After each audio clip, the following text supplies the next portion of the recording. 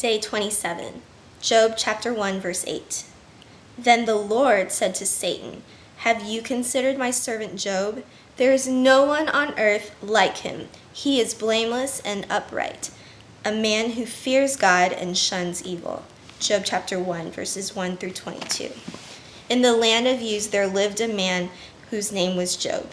This man was blameless and upright. He feared God and shunned evil. He had 7 sons and 3 daughters, and he owned 7,000 sheep, 3,000 camels, 500 yoke of oxen, and 500 donkeys, and had a large number of servants. He was the greatest man among all the people of the East. His sons used to take turns holding feasts in their homes, and they would invite their 3 sisters to eat and drink with them. When a period of feasting had run its course, Job would send and have them purified. Early in the morning, he would sacrifice a burnt offering for each of them, thinking, "Perhaps my children have sinned and cursed God in their hearts." This was Job's regular custom. One day, the angels came to present themselves before the Lord, and Satan also came with them.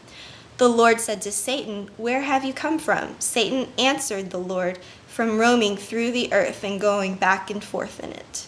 Then the Lord said to Satan, "Have you considered my servant Job? There is no one on earth like him. He is blameless and upright, a man who fears God and shuns evil." "Does Job fear God for nothing?" Satan replied. "Have you not put a hedge around him and his household and everything he has? You bless the work of his hands, so that his flocks and herds are spread throughout the land. But stretch out your hand and strike everything he has, and he will surely curse you to your face." The Lord said to Satan, "Very well then, everything he has is in your hands, but on the man himself do not lay a finger." Then Satan went out from the presence of the Lord. One day, when Job's sons and daughters were feasting and drinking wine at the oldest brother's house, a messenger came to Job and said, "The oxen were plowing and the donkeys were grazing nearby, and the Sabaeans attacked and carried them off. They put the servants to the sword, and I am the only one who has escaped to tell you."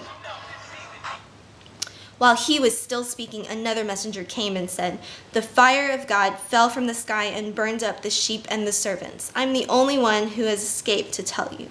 While he was still speaking, another messenger came and said, "The Chaldeans formed 3 raiding parties and swept down on your camels and carried them off.